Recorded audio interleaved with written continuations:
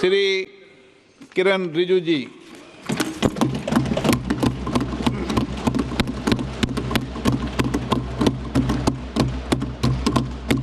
Honorable Speaker, sir, I rise to move the motion for consideration of the Waqf Amendment Bill 2025 and Mussalman Waqf Repeal Bill 2024. अध्यक्ष महोदय जी, आपने जो ruling दिया है JPC के बारे में जिक्र किया है, उसी के साथ साथ जुड़ते हुए एक मिनट किरण जी, एक मिनट श्री सौगत राय जी संशोधन संख्या 108 को प्रस्तुत करें। आप बोल रहे थे ना? हाँ। Under Rule 77(2) of the Rules of Procedure, I propose that the Waqf Amendment Bill 2025 be recommitted for the purpose of eliciting further opinion thereon. Okay, माननीय मंत्री जी अब 12-16 पर अपना वक्तव्य दें।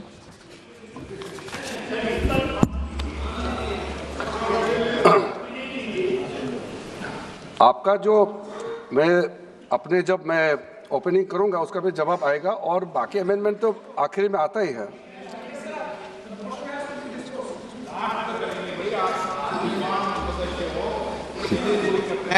चलिए माननीय मंत्री जी। माननीय अध्यक्ष महोदय, हम सबको बहुत डिटेल में जाने का भी आवश्यकता नहीं है। कमेटी के बारे में उसका जिक्र काफ़ी हो चुके हैं, लेकिन मैं इतना कहना चाहता हूं कि जो कमेटी इस बार दोनों सदन लोकसभा राज्यसभा मिला करके ज्वाइंट कमेटी में वक्फ अमेंडमेंट बिल पे जो चर्चा हुई है, आज तक भारत के संसदीय इतिहास में इतना व्यापक रूप से चर्चा, कंसल्टेशन और समय कभी नहीं दिया है। इसलिए मैं जो ज्वाइंट कमेटी में जितने मेंबर्स दोनों सदनों के लोकसभा और राज्यसभा में जो सदस्य उस कमेटी में थे, मेरे तरफ से सरकार की ओर से मैं धन्यवाद देता हूं, अभिनंदन करना चाहता हूं। अध्यक्ष महोदय जी, कुल मिलाकर के 97,27,772 याचिकाएं ऑनलाइन, फिजिकल, मेमोरेंडम के रूप में, रिक्वेस्ट के रूप में और सुझाव के रूप में पूरे तरह से सरकार ने देखा है। वो जेपीसी के माध्यम से हो या डायरेक्ट दिया हो, हमने सब उसको देखा है। इससे बड़ा कभी भी, इससे ज़्यादा संख्या में किसी भी बिल के ऊपर में लोगों का याचिकाएं नहीं आया आज तक। कुल मिलाकर के 284 डेलीगेशन ने अलग अलग समुदाय के जो स्टेक होल्डर्स हैं, उन्होंने कमेटी के सामने में अपने बात को रखा है, सुझाव भी दिया है। 25 स्टेट गवर्नमेंट और यूनियन टेरिटरीज का वक्फ बोर्ड्स ने अपना सबमिशन भी पेश किया गया है। इसके अतिरिक्त कई लीगल लुमिनरीज, विद्वान लोग हैं हमारे समाज में, कम्युनिटी लीडर्स हैं, अलग अलग धार्मिक संस्थाओं का प्रतिनिधि, charitable organisation, civil society, academicians, researchers, policy makers, सब ने इस कमेटी के सामने में पेशकश किया है। उसके साथ साथ मैं कहना चाहता हूं सर, आज जब मैं जो बात रखूंगा आपके सामने में, पिछली बार जब हमने ये प्रस्तुत किए थे बिल को इस सदन में, तब भी मैंने कई बातें बताई थी। आज मैं उसको नहीं दोहराते हुए कुछ बातें मैं जोड़ूंगा और मुझे अपना बात रखने के बाद सिर्फ उम्मीद ही नहीं, पूरा यकीन है कि जो लोग इस बिल को विरोध कर रहे थे, वो हृदय में भी बदलाव होगा। पॉजिटिव सोच के साथ इस बिल में सब समर्थन करेंगे, ये मैं विश्वास के साथ आगे अपना बात रखना चाहता हूं। क्योंकि मैं पॉजिटिव नोट से बात रखना चाहता हूं, तो इसलिए एक मेरे जो मन की बात है मैं कहना चाहता हूं, तो इससे अच्छा संदेश जाए। किसी की बात कोई, अध्यक्ष महोदय, किसी की बात कोई बदगुमान ना समझे, इस जमीन का दर्द कभी आसमान ना समझेगा। ये मैं दिल से कह रहा हूं, क्योंकि अच्छा सोच के साथ बड़ा दिल के साथ खुले मन से मैं ये प्रस्ताव आपके सामने में पेश कर रहा हूँ। सर, कई लोगों ने अपने अपने तरीके से बातें रखी हैं। किसी ने कहा ये प्रावधान अनकॉन्स्टिट्यूशनल है, गैर संवैधानिक है। किसी ने कहा ये इलीगल है, अनलॉफुल है। सर, ये बिल जो हम लोग जिक्र कर रहे हैं कोई नया विषय नहीं है। आज़ादी से पहले ये बिल जब पहली बार मुसलमान वक्फ वैलिडेटिंग एक्ट पास किया गया था 1913 में, तब से इसका इतिहास शुरू होता है। उससे पहले प्रिवी काउंसिल ने 1894 में इनवैलिडेट किया था वक्फ अल औलाद को। बाद में उसका प्रॉपर लीगल फॉर्म में 1913 के बाद फिर 1923 में द मुसलमान वक्फ एक्ट लाया गया था, जिसमें अकाउंटिंग और ट्रांसपेरेंसी के बारे में ये जोर उसको देते हुए ये एक्ट पास किया गया था। उसके बाद 1930 में द मुसलमान वक्फ वैलिडेटिंग एक्ट लाया गया है, जो रीइंफोर्स करता है legal validity of the family waqf. परिवार में जो वक्फ होता है उसको जोड़ देते हुए ये बिल लाया गया है। उसके बाद आज़ादी के बाद 1954 में 1954 में वक्फ एक्ट पहली बार आज़ाद भारत का एक्ट बनी और उस समय स्टेट वक्फ बोर्ड का भी प्रावधान उसी 1954 एक्ट में प्रावधान किया गया था। उस समय से लेकर के कई संशोधन के साथ में 1995 में व्यापक रूप से ये वक्फ एक्ट बनी है। तो उस समय किसी ने नहीं कहा कि ये एक्ट अनकॉन्स्टिट्यूशनल है, किसी ने नहीं कहा उस समय ये अनलॉफुल है। आज जब हम उसी बिल को सुधार के ला रहे हैं, तब आपको ये अनकॉन्स्टिट्यूशनल अनलॉफुल का ये शब्द इस्तेमाल करने का आपको ये नौबत कैसे आया, ये सोच क्यों आया? अगर आप सच्चे दिल से सोचते हैं और मन साफ होते हैं तो आप तर्क पे जाते हैं। इस संशोधन बिल में जो जो तर्क है आप उसमें बात कीजिए।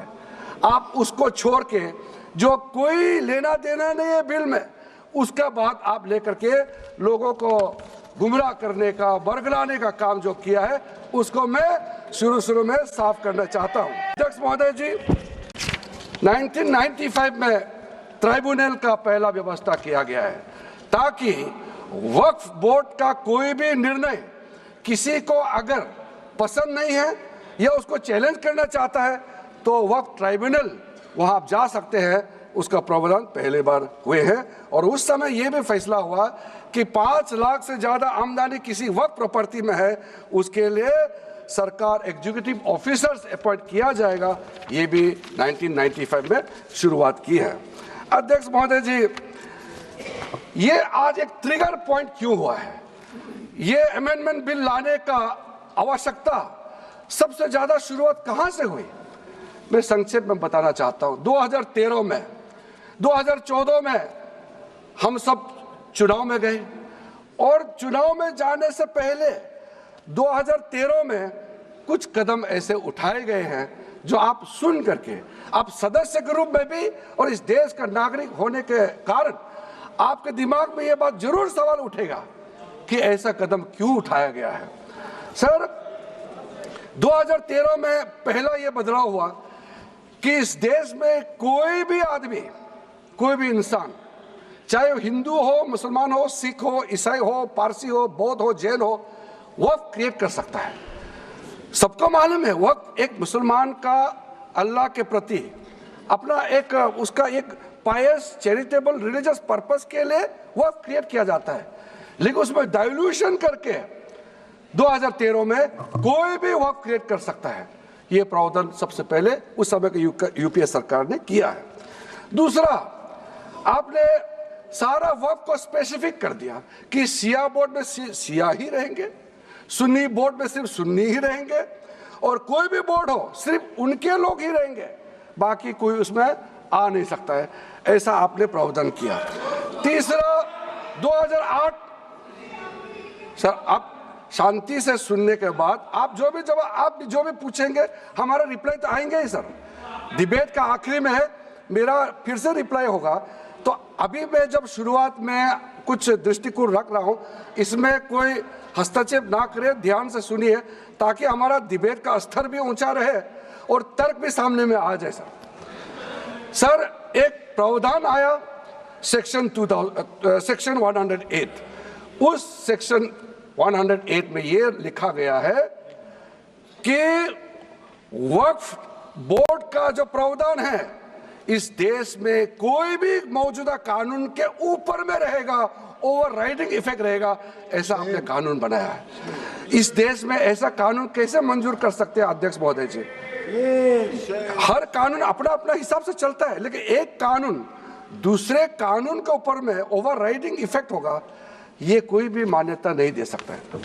उसके बाद सर मैं कुछ प्रोपोगेंडा साथ में जुड़े हुए हैं, उससे पहले जो 2013 में मुझे भी बहुत ताज्जुब हुआ कि ये पास कैसे जबरदस्ती करवाया है। 2013 में वक्फ पे यूजर जो आपने प्रावधान डाला, उसके बाद 1970 से केस चल रहा था दिल्ली के अंदर में। दिल्ली के अंदर में हमारा सीजीओ कॉम्प्लेक्स है, पार्लियामेंट बिल्डिंग है, कई प्रॉपर्टीज है, और इसको वक्फ बोर्ड, दिल्ली वक्फ बोर्ड ने क्लेम किया कि ये वक्फ प्रॉपर्टीज है। उसके बाद ये केस चल रहा था अदालत में, उस समय यूपीए सरकार ने पूरा सारा जमीन को डी नोटिफाई करके वक्फ बोर्ड को दे दिया। 123 प्रॉपर्टी। अगर आज हम ये संशोधन लेके नहीं आते तो जिस सदन में हम बैठे हैं, ये पार्लियामेंट बिल्डिंग, इसको भी क्लेम किया जा रहा था, एयरपोर्ट, बसंत विहार। और अगर नरेंद्र मोदी जी का सरकार नहीं आते, अगर यूपीए का सरकार कंटिन्यू रहता, तो क्या क्या बिल्डिंग को डी नोटिफाई किया जाना था। 123 प्रॉपर्टी को तो डी नोटिफाई किया। मैं रिकॉर्ड में कह रहा हूं, अपने मन से कुछ नहीं कह रहा हूं, मैं ऑफिशियल रिकॉर्ड का बात बता रहा हूं। अध्यक्ष महोदय, आप काहे को उछल रहे हो? मैं अपने से थोड़ी बोल रहा हूं, जो हकीकत बात को बता रहा हूं। आप आराम से बैठ के सुनिए। आपके दल को और आपको सबको बोलने का मौका मिलेगा। माननीय मंत्री जी,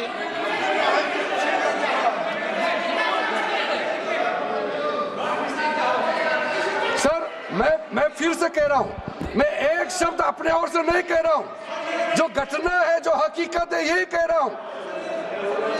इसमें इनको इसमें इतना उछालने का, उत्तेजित होने का कोई मतलब ही नहीं है सर।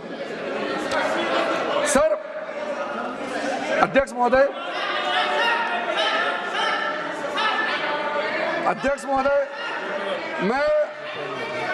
मैं आपके माध्यम से सदन को कहना चाहता हूं कि जो संवैधानिक बात उठा करके लोगों को गुमराह करने का जो प्रयास किया जा रहा है, उसको भी देश के सामने में सही बात रखना बहुत ही जरूरी है।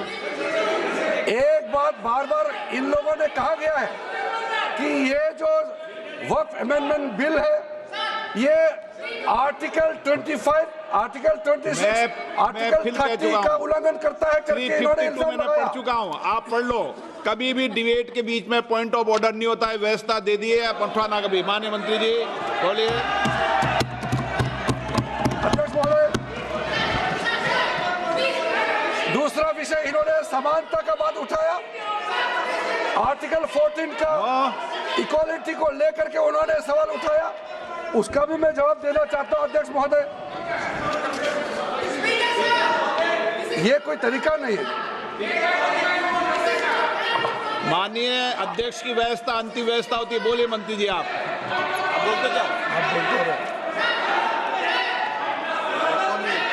अध्यक्ष महोदय, क्योंकि मेरा काम खुला हुआ है तो ये डिस्टर्ब हो रहा है मुझे, मैं अभी ये पैन की बात करता हूं। अध्यक्ष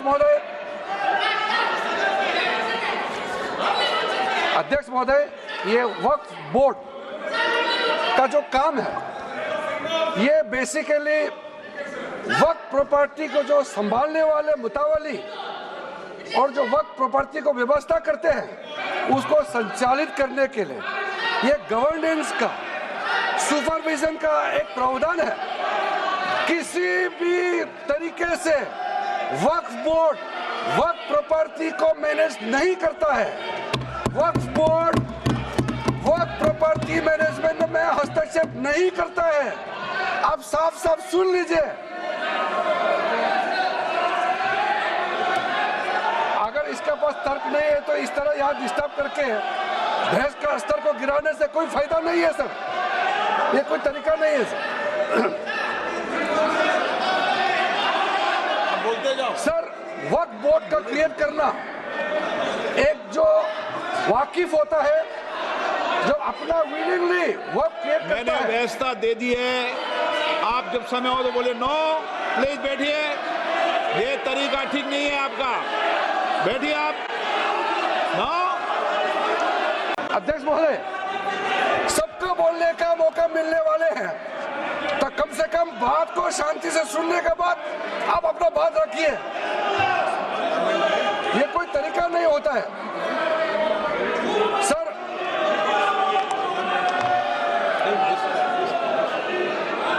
अध्यक्ष महोदय,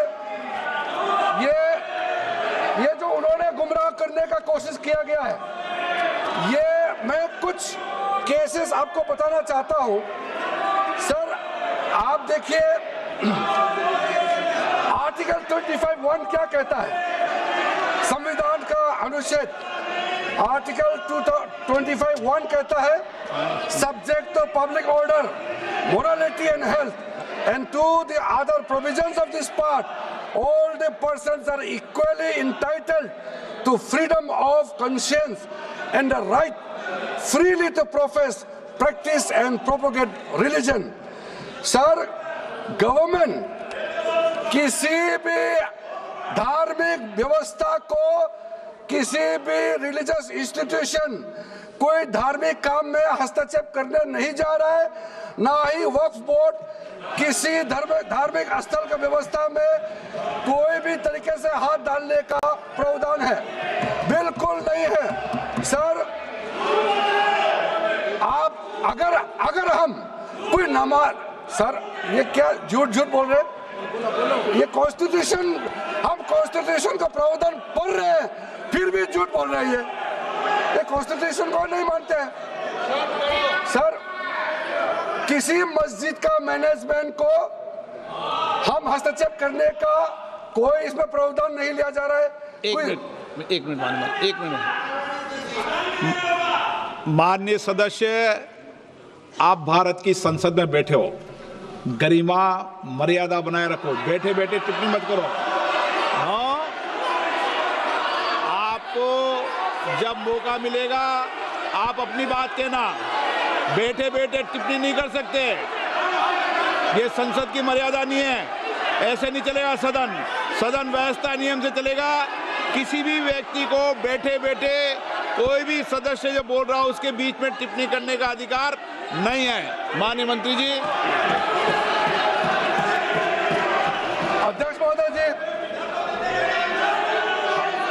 ये वक्फ बोर्ड का जो प्रावधान किसी मस्जिद, किसी मंदिर, किसी धार्मिक स्थल का व्यवस्था का कोई लेना देना नहीं है, ये सिंपली एक प्रॉपर्टी का मैनेजमेंट का विषय है।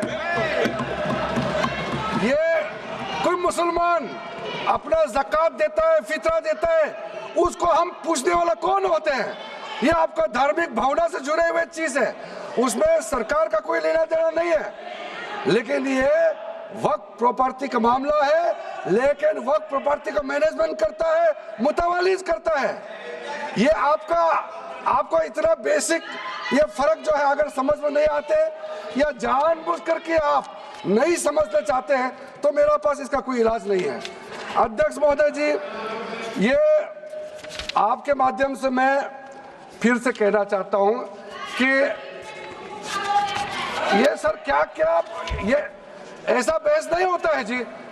आप लोग का तर्क रखने का समय में बोलिए, ये बीच में कमेंट पास करने से सर हमारा पॉइंट का फ्लो भी बिगड़ता है और आवाज भी ठीक नहीं हो, आवाज भी ठीक से नहीं जाएगा। आप क्या चीज को जवाब देंगे सर? इसमें मैं कई ऐसे केसेस है जिसको मैं रेफर कर सकता हूं, लेकिन सदन में 3 केसेस का मैं रेफर करूंगा तो दूध का दूध पानी का पानी हो जाएगा कि ये धार्मिक व्यवस्था से कोई लेना देना नहीं है। आपको मैं पहला एग्जांपल देना चाहता हूं, सैयद फजल पकुया तंगल वर्सेस यूनियन ऑफ इंडिया। इसमें क्या क्या क्या केरला हाईकोर्ट का फैसला है। केरला हाईकोर्ट ने कहा the Waqf board is a statutory body, pure and simple, it is not a representative body of the Muslim community. ये हाईकोर्ट का ऑर्डर है। उसके बाद इलाहाबाद हाईकोर्ट का ऑर्डर भी सुन लीजिए, Hafiz Mohammad Zafar Ahmed versus UP central Sunni board of waqf का जजमेंट सुन लीजिए। A mutawalli's right is purely a right of management of the property and is not a proprietary right. The duties of a mutawalli are purely of a secular character. His duties are not of a religious character. इतना clear cut ruling है। तीसरा, तिलकायत श्री गोविंद लाल जी महाराज versus state of Rajasthan. इसमें high court ने क्या कहा, supreme court ने क्या कहा, right to manage the properties of the temple. अब देखिए मंदिर का भी इसमें एग्जांपल लिया गया है। Right to manage the properties of the temple is purely a secular matter and can not be regarded as a religious practice. Properties of temple, temple नहीं, टेम्पल का जो प्रॉपर्टी है। उसी प्रकार से आप बार बार कहना कि मुसलमानों का अधिकार में गैर मुसलमान कैसे आ रहा है, ये तर्क ही नहीं बनता है। आप ये आज से ये बात बोलने के लिए आप बंद कीजिए। सर 2013 में जो काम किए गए हैं उसमें मैं एक चीज जिक्र करना चाहता हूं। इलेक्शन आने वाला था, बहुत ही कम दिन बच गए थे, इलेक्शन कोड ऑफ कॉन्डक्ट लगने ही वाला था। हम सबको मालूम है अप्रैल और मई में चुनाव हुआ था। 5 मार्च 2014 को उस समय के यूपीए सरकार ने 123 प्राइम प्रॉपर्टीज को जो housing and urban development ministry का तहत आता है उसको आपने दिल्ली वक्फ बोर्ड को ट्रांसफर कर दिया। क्या जरूरत था? कुछ दिन बाकी था चुनाव होने के लिए, आप इंतजार तो करते। आपने सोचा ये करके वोट मिलेंगे, लेकिन आप तो चुनाव तो हार गए, तो फायदा क्या हुआ? ऐसा काम करने से वोट नहीं मिलता है। इसलिए लोग इंटेलिजेंट है, हमारे देश के लोग समझदार है, इसलिए वोट बैंक का राजनीति के बिना हम अच्छे सोच के साथ में आज इस सदन में फिर से आए हैं। कुछ एनोमलीज है इस बिल में, तो इसको बदलना जरूरी था। मैंने एक पहले भी इसका जिक्र किया था कि आपने कहा कोई भी हिंदुस्तानी, कोई भी भारतीय वक्फ क्रिएट कर सकता है।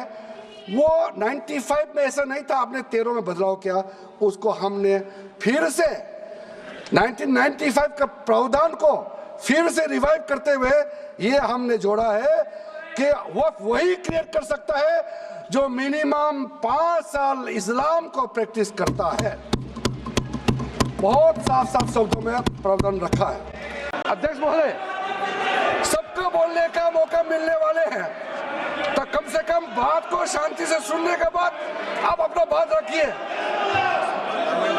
ये कोई तरीका नहीं होता है। सर,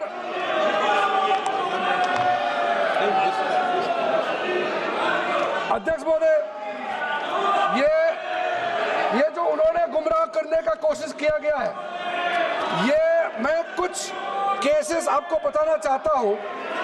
सर आप देखिए आर्टिकल 25(1) क्या कहता है, संविधान का अनुच्छेद आर्टिकल 25(1) कहता है subject to public order, morality and health and to the other provisions of this part, all the persons are equally entitled to freedom of conscience and the right freely to profess, practice and propagate religion. Sir, government किसी भी धार्मिक व्यवस्था को किसी भी religious institution कोई धार्मिक काम में हस्तक्षेप करने नहीं जा रहा है, ना ही वक्फ बोर्ड किसी धार्मिक स्थल का व्यवस्था में कोई भी तरीके से हाथ डालने का प्रावधान है, बिल्कुल नहीं है। सर, आप अगर हम कोई नमाज, सर ये क्या झूठ बोल रहे हैं? ये कॉन्स्टिट्यूशन, हम कॉन्स्टिट्यूशन का प्रावधान पढ़ रहे हैं फिर भी झूठ बोल रहे हैं। ये कॉन्स्टिट्यूशन को नहीं मानते हैं। सर, किसी मस्जिद का मैनेजमेंट को हम हस्तक्षेप करने का कोई इसमें प्रावधान नहीं लिया जा रहा है। एक मिनट माननीय सदस्य, आप भारत की संसद में बैठे हो, गरिमा मर्यादा बनाए रखो, बैठे बैठे टिप्पणी मत करो। हाँ, आपको जब मौका मिलेगा आप अपनी बात कहना, बैठे बैठे टिप्पणी नहीं कर सकते। ये संसद की मर्यादा नहीं है, ऐसे नहीं चलेगा सदन। सदन व्यवस्था नियम से चलेगा। किसी भी व्यक्ति को बैठे बैठे कोई भी सदस्य जो बोल रहा हो उसके बीच में टिप्पणी करने का अधिकार नहीं है। माननीय मंत्री जी। अध्यक्ष महोदय जी, ये वक्फ बोर्ड का जो प्रावधान किसी मस्जिद, किसी मंदिर, किसी धार्मिक स्थल का व्यवस्था का कोई लेना देना नहीं है। ये सिंपली एक प्रॉपर्टी का मैनेजमेंट का विषय है। ये कोई मुसलमान अपना ज़कात देता है, फितरा देता है, उसको हम पूछने वाला कौन होते हैं? ये आपका धार्मिक भावना से जुड़े हुए चीज है, उसमें सरकार का कोई लेना देना नहीं है। लेकिन ये वक्फ प्रॉपर्टी का मामला है, लेकिन वक्फ प्रॉपर्टी का मैनेजमेंट करता है, मुतवालिज करता है।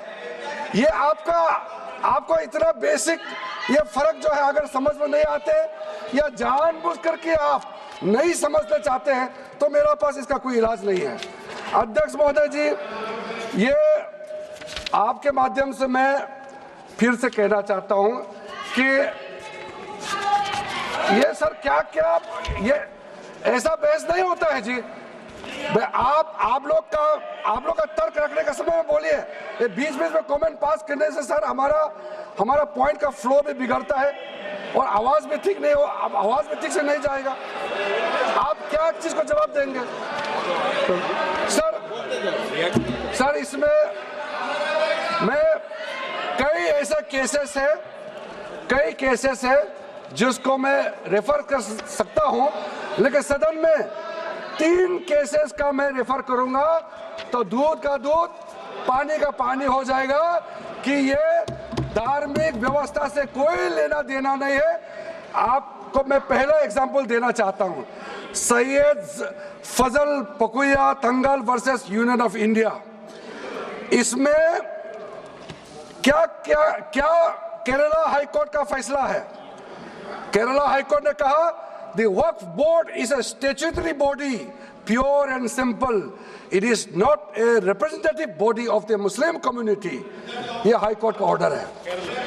उसके बाद इलाहाबाद हाई कोर्ट का ऑर्डर भी सुन लीजिए, Hafiz Mohammad Zafar Ahmed versus UP central Sunni board of waqf का जजमेंट सुन लीजिए। A mutawali's right is purely a right of management of the property and is not a proprietary right. The duties of a mutawali are purely of a secular character.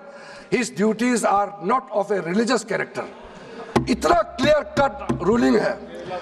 तीसरा, तिलकायत श्री गोविंद लाल जी महाराज versus state of Rajasthan. इसमें high court ने क्या कहा, supreme court ने क्या कहा?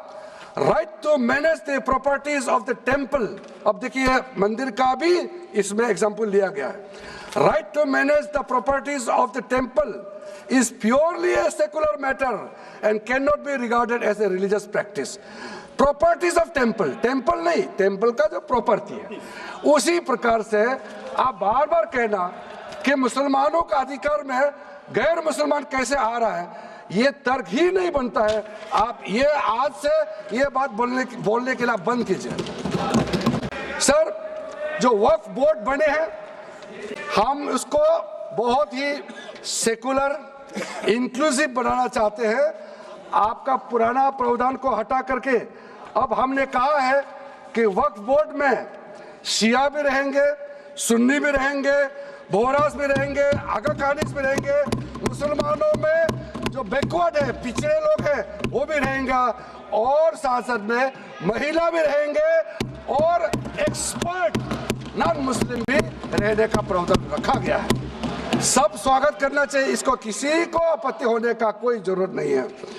उसके बाद सर मैं थोड़ा सा इसको विस्तार करके बताना चाहता हूँ। मेरा ही खुद का एग्जाम्पल मैं देता हूँ। मान लो मैं मुस्लिम नहीं हूँ, लेकिन मैं माइनॉरिटी अफेयर्स मिनिस्टर हूँ, तो मैं सेंट्रल वक्फ काउंसिल का चेयरमैन होता है। तो मेरे होने के बावजूद उसके बाद टोटल 4 नॉन मुस्लिम हो सकता है वक्फ बोर्ड वक्फ काउंसिल में मेंबर, और उसमें मैक्सिमम 4 नॉन मुस्लिम के साथ साथ में 2 महिला कंपलसरी है। 2 महिला होना ही चाहिए सर। उसके बाद सर स्टेट अभी आप पूरा वक्फ बोर्ड देख लीजिए, महिला कहाँ है? महिला को भी रखा ही नहीं है, वो सिर्फ बातें करते हैं। सर 22 सर मैं स्पेसिफिक बताना चाहता हूँ। सेंट्रल वक्फ काउंसिल में टोटल 22 मेंबर्स में 4 नॉन मुस्लिम से ज्यादा मेंबर नहीं हो सकते हैं। एक्स ऑफिशियो के पद को मिला करके 3 मेंबर ऑफ पार्लियामेंट होगा। मेंबर ऑफ पार्लियामेंट तो किसी धर्म का हो सकता है। जब इलेक्शन करते हैं तो कोई भी धर्म का मेंबर ऑफ पार्लियामेंट या एमएलए बन सकते हैं। सर 10 मेंबर मुस्लिम कम्युनिटी से होगा, 2 फॉर्मर जजेस होंगे सुप्रीम कोर्ट और हाई कोर्ट के, 1 advocate of national eminence member रहेंगे, 4 persons of national eminence from various field. ये तो कई कमिटियों ने इसको सिफारिश किया है। और एडिशनल सेक्रेटरी या joint secretary to the government of India उसमें रहेंगे। आउट ऑफ 10 मुस्लिम मेंबर्स 2 महिला अनिवार्य है, ये हमने प्रावधान रखा है। और स्टेट बोर्ड में आउट ऑफ 11 मेंबर्स 3 से ज्यादा नॉन मुस्लिम नहीं हो सकता है। एक्स ऑफिसर को मिलाकर के 1 chairperson, 1 MP, 1 MLA, 4 members from Muslim community, 2 members with professional experience, 1 member of Bar Council and Joint Secretary to the state government dealing with work matters. Out of 4 Muslim members, 2 shall be women. ये हमने रखा है ताकि हमारे बहनों को किसी तरीके से दरकिनार नहीं कर सके। वक्त एक सर हमने जो नया प्रावधान रखा है उसमें जितना भी जो आर्बिट्रेरी प्रोविजन जो जरूरी नहीं था उसको हमने सामान्य रूप से देश में और जितना कानून है उसको मिलाते हुए मुख्य रूप से ट्रांसपेरेंसी इन वर्क मैनेजमेंट, सर्वे को अपडेट करने के लिए जो पहले इनसफिशिएंट प्रोविजन था इसमें वक्फ लैंड रिकॉर्ड्स वगैरह में महिलाओं का इनहेरिटेंस राइट्स, बच्चों का राइट और साथ साथ में कई हजारों केसेस पेंडिंग है ट्राइब्यूनल और कोर्ट्स में, उसको सेटल करने के लिए जो आज लगभग 10,000 से भी ज्यादा केसेस जो पेंडिंग था और कुछ सालों के अंदर में 13 से 30,000 केसेस पेंडिंग हो चुके हैं, उसको सरलता से सुलह करने के लिए हमने रास्ता खोजा है। एक चीज बार बार आप लोग कहते हैं हमारे पक्ष के लोग हो या उस साइड के पक्ष के लोग हो या जो सदन से बाहर है वो एक वक्तव्य देते रहते हैं, मैं उसको सुधारना चाहता हूँ। ये कहते हैं कि हमारा देश में लैंड बैंक जो है वक्फ बोर्ड के पास 3rd लार्जेस्ट है। पहला रेलवे, इंडियन रेलवे, फिर इंडियन आर्मी मतलब इंडियन डिफेंस का, और फिर कहता है वक्फ बोर्ड के पास जमीन है। मैं उसको सुधारना चाहता हूँ। सर आप भी तो ट्रेन में चलते हैं, हम लोग भी ट्रेन में चलते हैं। हजारों किलोमीटर ट्रेन का पटरी लगा हुआ है, स्टेशन बना हुआ है। वो ट्रेन का पटरी लगा हुआ है, वो रेलवे का प्रॉपर्टी थोड़ी है, ये तो देश का प्रॉपर्टी है। हम लोग सब चलते हैं उसमें। इसको आप कैसे लगा सकते हैं कि रेलवे के पास इतना है, वक्फ बोर्ड के पास इतना है? वो देश का प्रॉपर्टी है। हमारा डिफेंस के पास कहता है कि सेकंड लार्जेस्ट है। डिफेंस के पास जो भी लेने जहाँ ट्रेनिंग करता है, जहाँ वो रहता है, या बॉर्डर एरिया में जितना डिफेंस लैंड है, वो देश का रक्षा के लिए है। उसको आप कैसे वक्फ प्रॉपर्टी के साथ आप तुलना कर सकते हैं? वक्फ प्रॉपर्टी प्राइवेट प्रॉपर्टी होता है सर। तो इसलिए दुनिया में सबसे ज्यादा वक्फ प्रॉपर्टी हिंदुस्तान में है। सिर्फ हमारा देश में ही नहीं, दुनिया का सबसे बड़ा और सबसे ज्यादा वक्फ प्रॉपर्टी हिंदुस्तान में है। तो फिर ये क्यों है 60 साल तक आप सरकार में रहे हैं, हमारे देश में मुसलमान इतना गरीब क्यों है?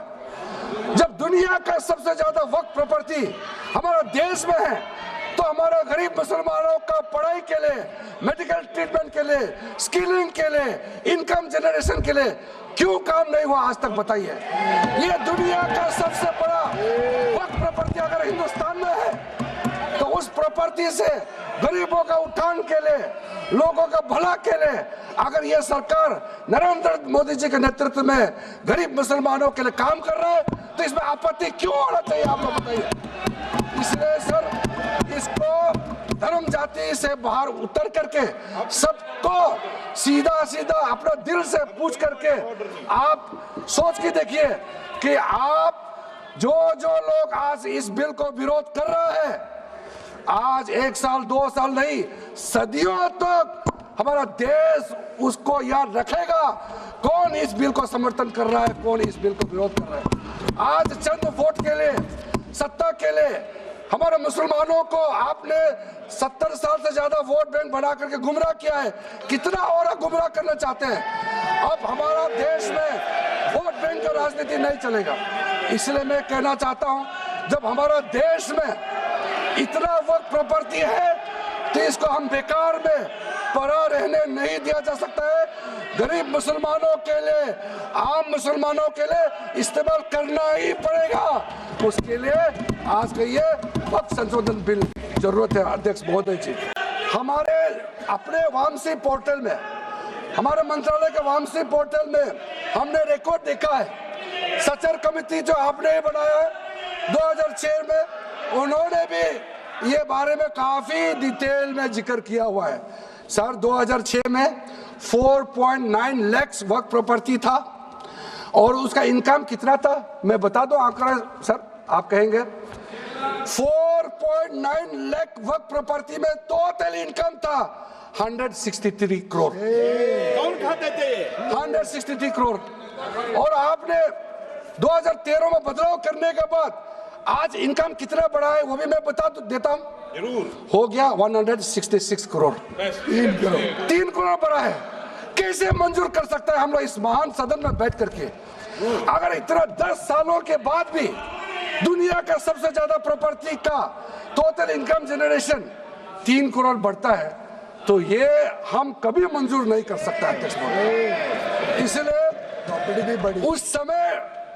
उस समय कहा गया था, मैं अभी का नहीं बता रहा हूं, सचर कमेटी समय में भी कहा गया है कि अगर थोड़ा सा एफिशिएंटली मैनेज करता तो 12,000 करोड़ पर ईयर तो उसी समय जनरेट हो जाना चाहिए था नॉर्मल मार्केट रेट से। और 12,000 करोड़ अगर वो प्रॉपर्टी से रेवेन्यू जनरेशन करता है, कितना लाखों करोड़ों मुसलमानों को फायदा होगा, आप सोच के देखिए।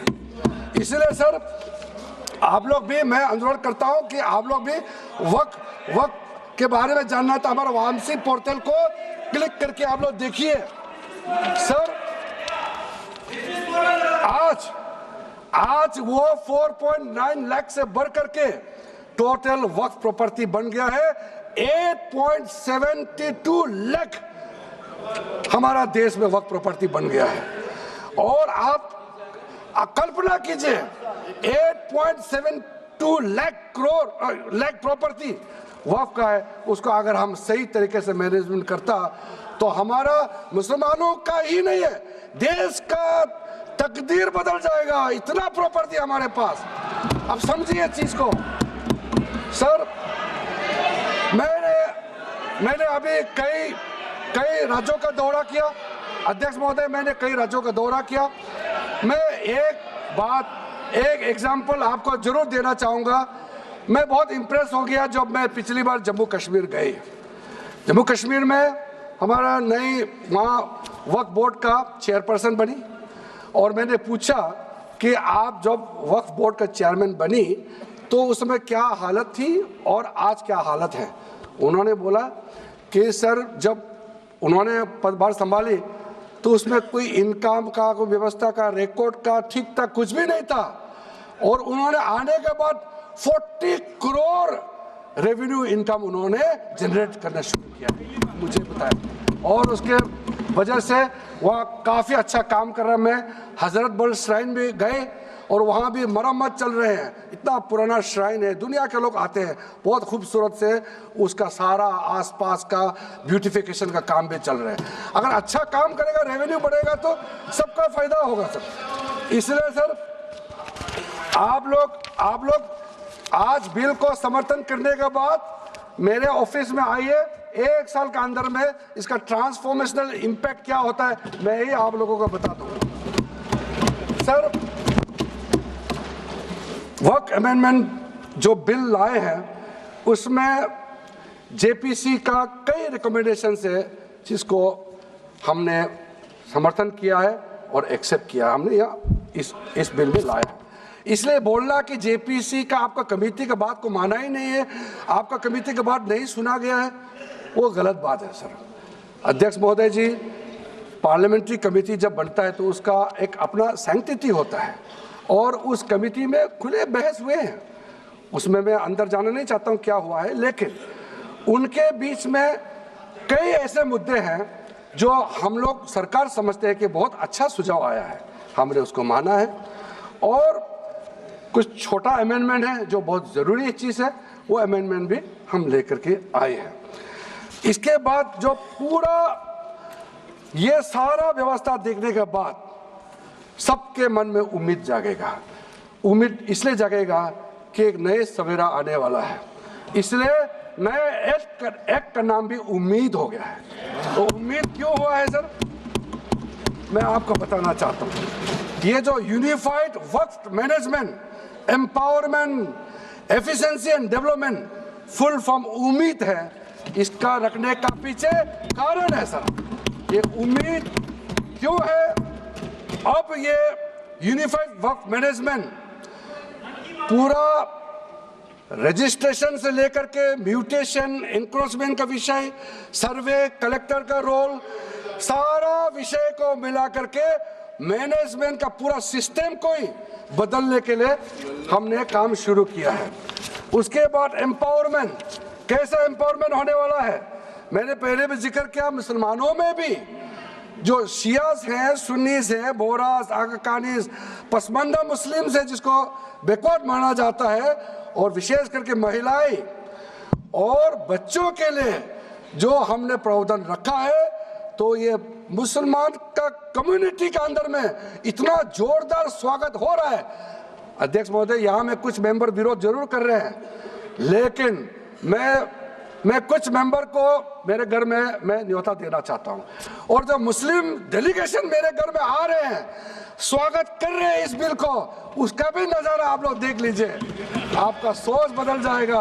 आपको नहीं मालूम मुसलमानों में कितना भयंकर समर्थन कर रहा है इस बिल को लेकर के, आप लोग को मालूम ही नहीं है। करंट अंदर में गरीब मुसलमानों का तो संदेश बार बार आ रहा है कि जल्दी पास कीजिए इस बिल को। इसलिए आप लोग संदेह में मत रहिए।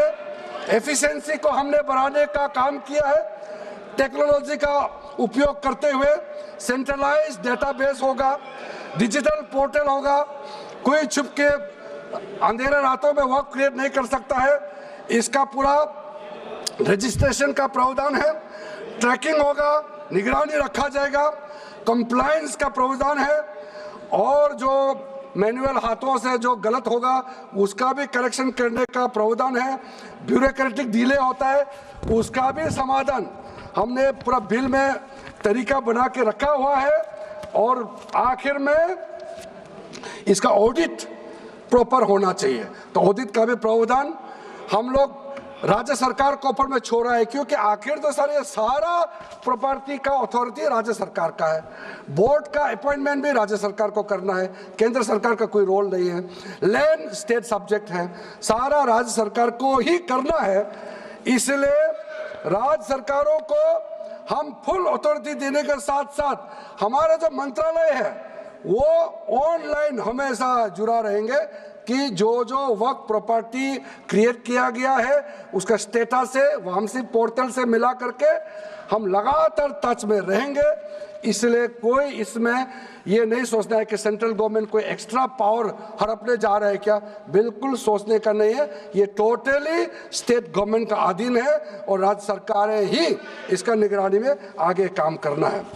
सर जो पर्पस के लिए वर्क क्रिएट किया जाता है, बेसिकली 3 पर्पस होता है, रिलीजियस, चैरिटेबल एंड पायस। उसका हो रहा है कि नहीं हो रहा है, और इनकम जनरेशन खास करके जो वेलफेयर काम है उसका हो रहा है कि नहीं हो रहा है, इसका भी इफेक्टिव गवर्नेंस का प्रावधान हमने रखा हुआ है। और साथ साथ सर मैं आपको इस उम्मीद के साथ साथ ये कहना चाहता हूं कि जो रिफॉर्म्स हमने जो लाए हैं और साथ साथ में जो प्रावधान कुछ बदलाव हमने आपको बहुत शॉर्ट में बताया, क्योंकि डिटेल में तो मैं रिप्लाई तो करूंगा ही। इसमें अगर आपको लगता है कि हमको अगर इनकम जनरेशन करने के लिए वक्त प्रॉपर्टी को बेहतर इस्तेमाल करने के लिए क्या करना चाहिए, जब हम इसका सबऑर्डिनेट लेजिस्लेशन के माध्यम से रूल्स बनाएंगे, आपका सुझाव हम खुले दिल से स्वागत करेंगे। क्योंकि आखिर तो प्रॉपर्टी देश का है, किसी का भी हो, उसको अगर अच्छा से चलाना है तो आप सुझाव देंगे तो हम तो पूरा वेलकम करेंगे उसमें। इसलिए आज मैं मेंबरों के साथ साथ जो कई दरगाह है, कई मस्जिद के इमाम है, कई लोग जो मुझे मिले, उन्होंने भी बहुत अच्छा सुझाव दिया है। उसको डिटेल में मैं यहाँ कहना नहीं चाहता हूँ, लेकिन हम रिकॉर्ड में रखा है, कई अच्छे अच्छे सुझाव हमारे पास आए हैं, वो भी हमने नोट करके रखा है। एक इम्पोर्टेंट पॉइंट को मैं अब आपके सामने में रखना चाहता हूँ। ये जो हमने एक डेफिनेशन में जो बदलाव लाया है, इस डेफिनेशन में बदलाव का सबसे बड़ा मतलब ये है कि मुसलमानों में भी जो वक्फ के अंदर में अपना प्रॉपर्टी, वक्फ प्रॉपर्टी इस वक्फ बोर्ड के प्रावधान से गवर्न करना चाहते हैं, मोस्ट वेलकम है। अगर वो ट्रस्ट के माध्यम से अपना प्रॉपर्टी का अलग तरीके से वक्फ करना, वो चलाना चाहता है, मैनेज करना चाहता है, उसके लिए भी छूट दिया गया है। तो इसमें जो आप लोग बार बार कहते हैं कि वक्फ बोर्ड में गैर मुसलमान कैसे आ रहा है, इसका मैं छोटा सा एग्जांपल देना चाहता हूँ।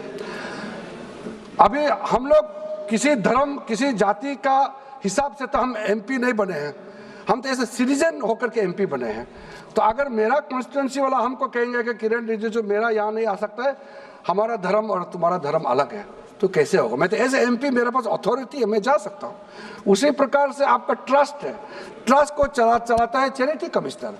तो ट्रस्ट वाला कैसे कहेंगे कि चैरिटी कमिश्नर मेरा जात का ही होना चाहिए? चैरिटी कमिश्नर तो गवर्नेंस को संभालने के लिए है, चलाता तो ट्रस्ट है। उसी प्रकार से आप कैसे कह सकते हैं कि मेरा वक्फ प्रॉपर्टी को देखने के लिए वक्फ बोर्ड में गैर मुसलमान नहीं हो सकता है? आप कैसे कह सकते हैं?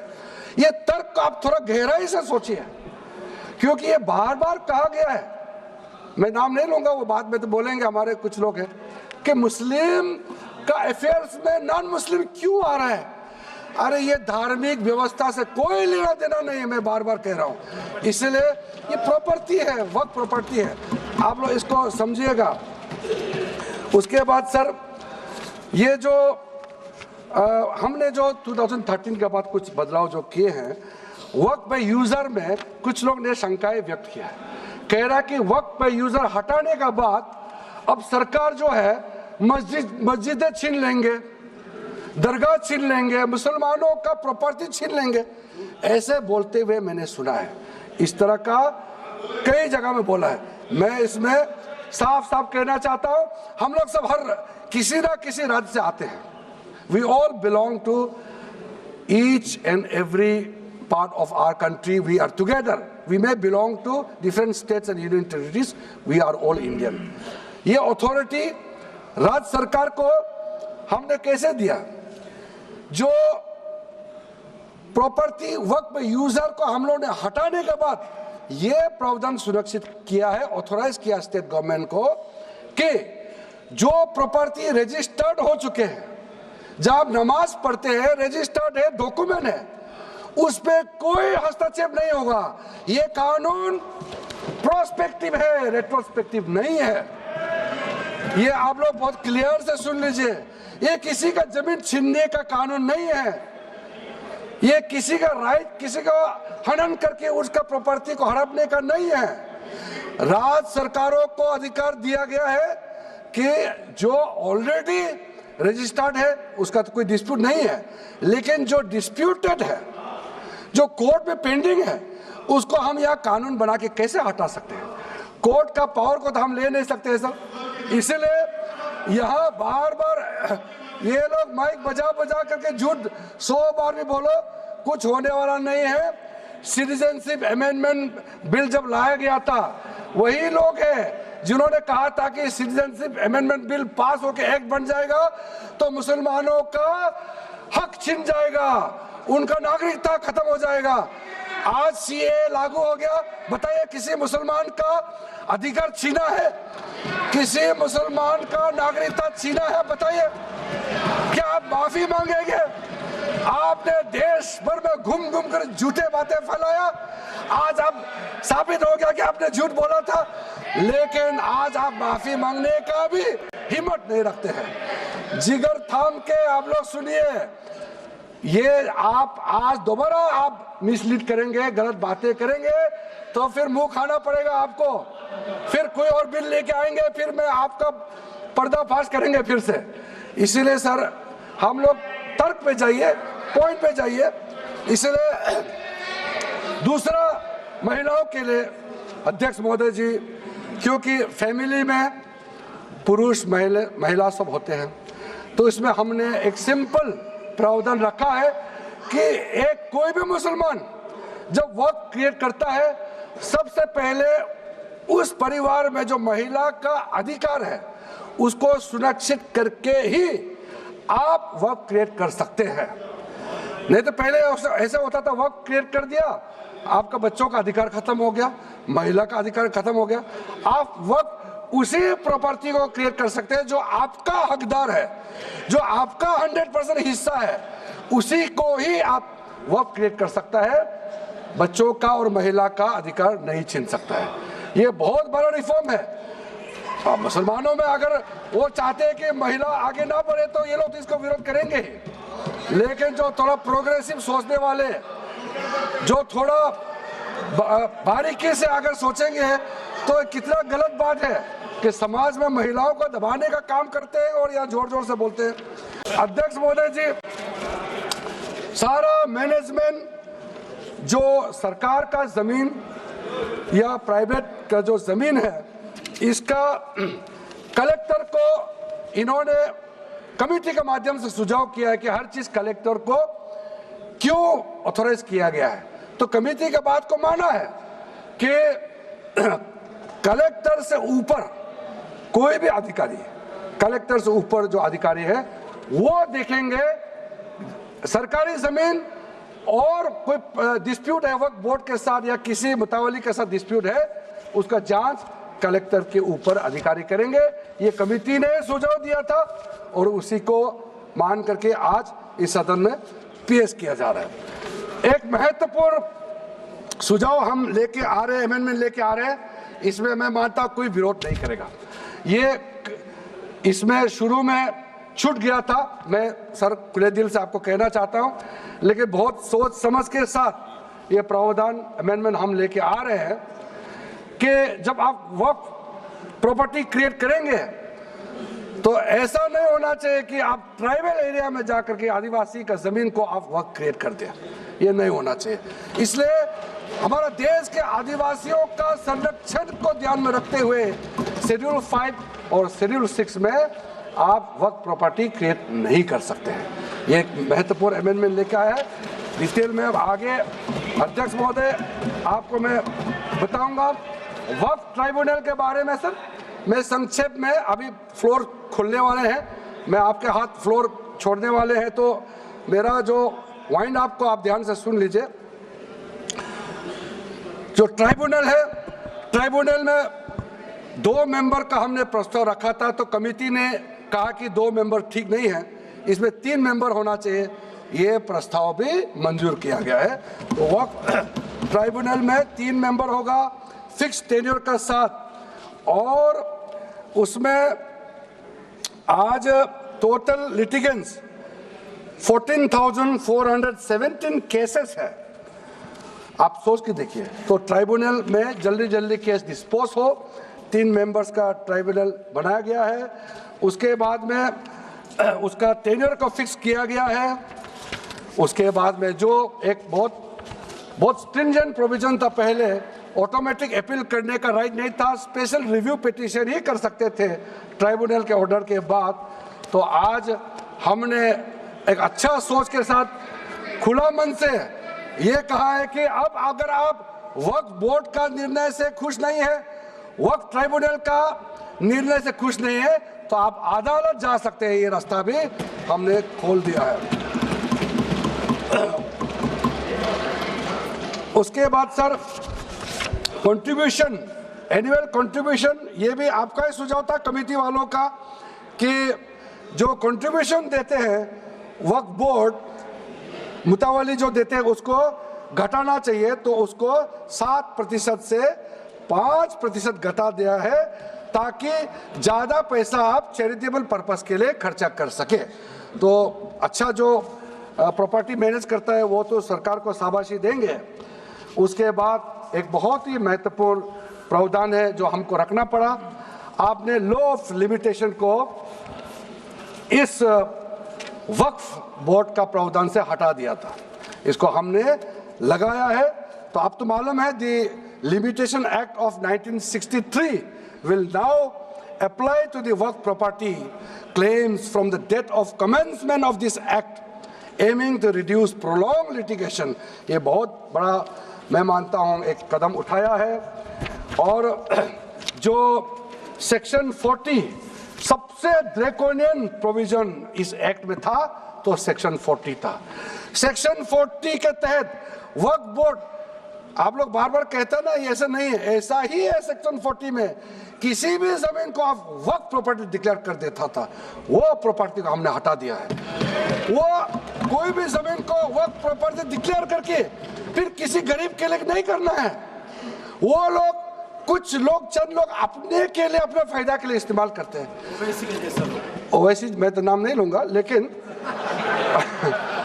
सर ये प्रावधान को इतना मिसयूज हुआ, इसलिए तो इतना लाखों प्रॉपर्टी की संख्या बढ़ गई। अब किसी प्रॉपर्टी को कैसे आप क्लेम कर सकते हैं? इसलिए इस सेक्शन 40 की वजह से, अध्यक्ष महोदय जी, इस सेक्शन 40 की वजह से कई मुद्दे इस देश में आया है। आज पूरा हमारा देश का क्रिश्चियन कम्युनिटी, जो कैथोलिक चर्च काउंसिल के लोग, भारत चर्च ग्रुप के लोग, केरला में हो या देश भर में, आज पुकार के क्यों कह रहा है कि वक्त संशोधन बिल जल्दी पारित होना चाहिए। वो इसलिए कि सेक्शन 40 का मिसयूज होता था। सर आप सोचिए, केरला का एमपी, तमिलनाडु का एमपी लोग तो सोचिए, अगर आपने गलती से इस बिल का विरोध कर दिया तो आप क्या विरोध झेलना पड़ेगा बाहर में, आप कल्पना कीजिएगा। अभी से आप सोचिए, मैंने पिछली बार भी बताया सुरेंद्रेश्वर टेम्पल के बारे में, तो आपको बताया जब बाकी कोई धर्म ही नहीं था तब ये सुरेंद्रेश्वर टेम्पल था। तिरुचेंथुराई विलेज तमिलनाडु में, उसको वक्त डिक्लेयर करने के बाद कर्नाटका में तो हजारों एकड़ का इशू है। फिर सर हरियाणा में जतलाना विलेज, यमुनानगर में सिख गुरुद्वारा का जो जमीन है, कभी वहाँ मस्जिद भी नहीं था, कभी वहाँ मुस्लिम का सेटलमेंट का भी रिकॉर्ड नहीं था, उसको भी वक्फ डिक्लेयर कर दिया था। उसी प्रकार से केरला का मुनम्बम का जो इशू है वो तो अभी सब जान ही रहा है कि 600 क्रिश्चियन फैमिलीज का जो जमीन को वक्फ बोर्ड ने वक्फ डिक्लेयर कर दिया है, चर्च का भी कर दिया और आगे जाने का रास्ता भी बंद कर दिया था। अगर हम ये बिल पारित कर दिया, उसका अपना जमीन वापस मिल जाएंगे गरीबों का, किसानों का। ऐसे चीजों में आप लोग समर्थन करना चाहिए। मैं तो मानता हूं कि अभी भी देर नहीं हुआ, अभी भी आप जिद पे राजनीतिकरण करके आप अड़े रहे, आप मुश्किल में फंसने वाले हैं। विशेष करके हमारे कांग्रेस वालों को मैं कहना चाहता हूं, और बाकी हमारे साथी दल है, कांग्रेस के झांसे में ना आए, आपको भी डुबा देंगे ये लोग। इस बिल को विरोध करके बहुत बड़ा नुकसान होने वाला है। आप ध्यान से सुनिए अध्यक्ष महोदय।